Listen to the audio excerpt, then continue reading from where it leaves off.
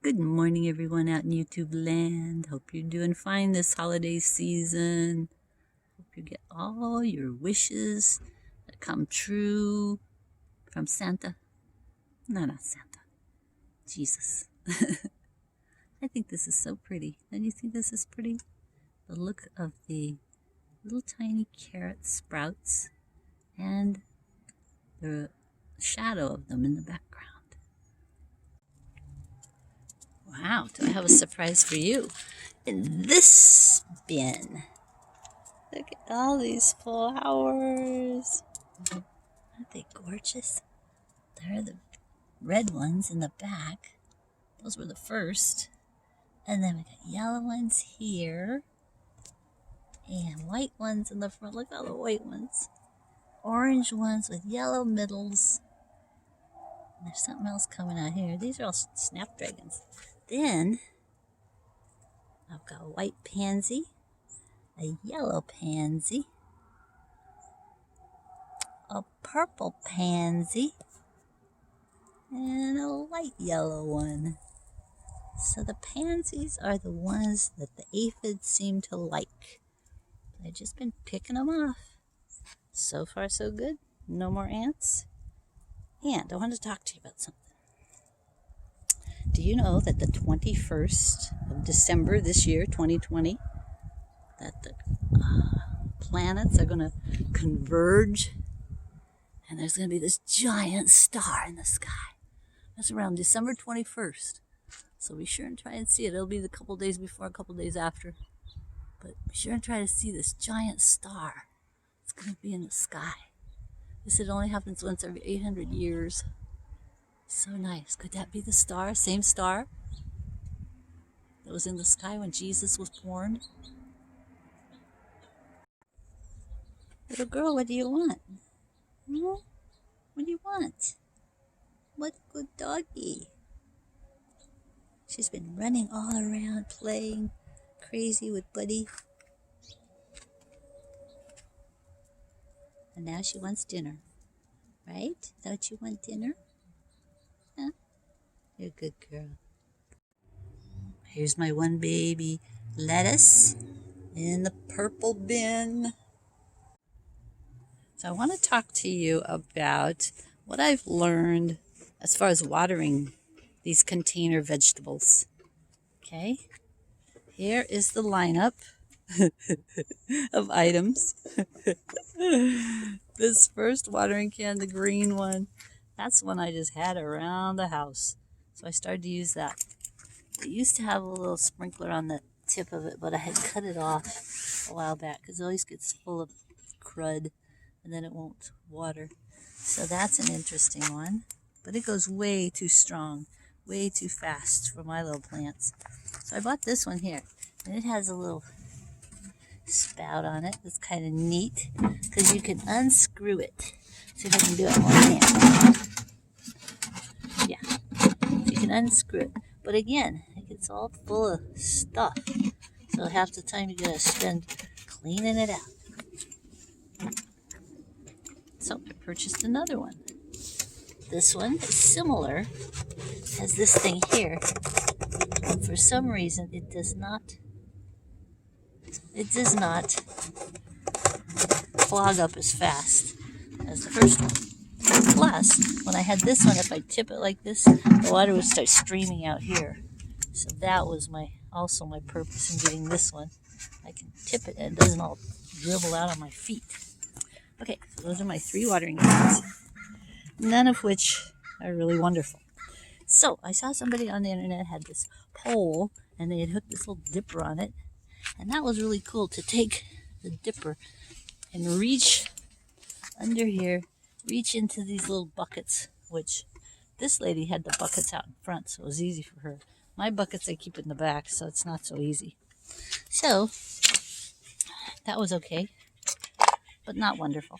So I got another little dipper. This little dipper worked pretty well. I would just dip some water and dribble it on the little plants. It was okay. It's all right.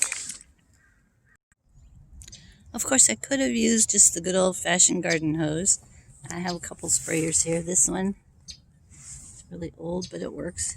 And this one, also really old, but it works. But they just absolutely blast the little plants down, even on their finest spray.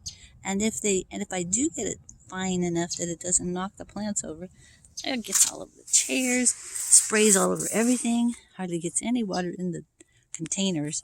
So it's too wasteful.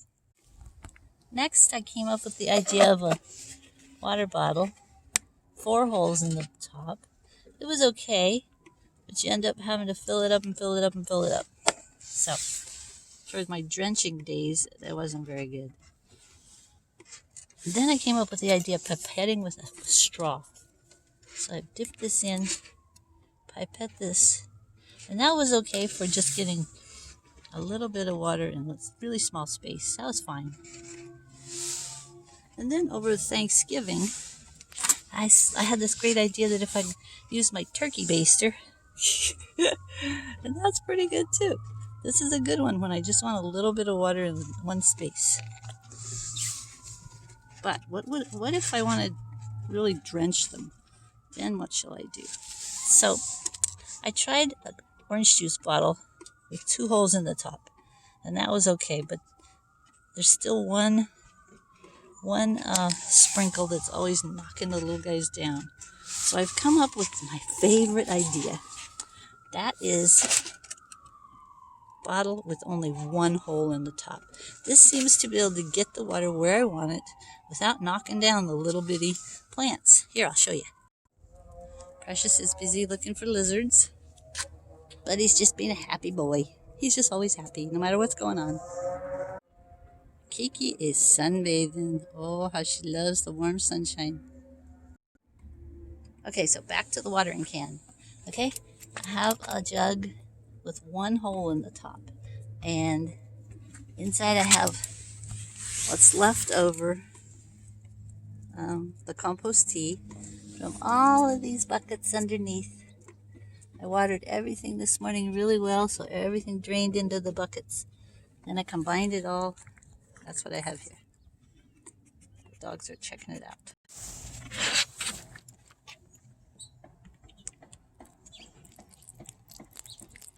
See how I can just get that compost tea right where I want it. I don't have to slop it on the leaves, although I know you can. This compost tea is good for leaves.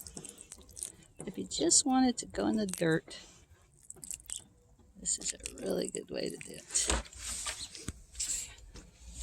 Now over here on this one, got my little greens. And again, I can just go around each little plant,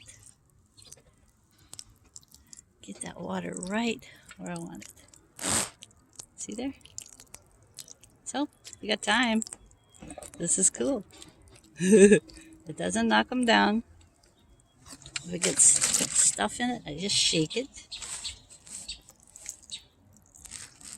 I can keep it flowing.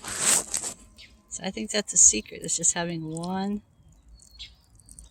hole.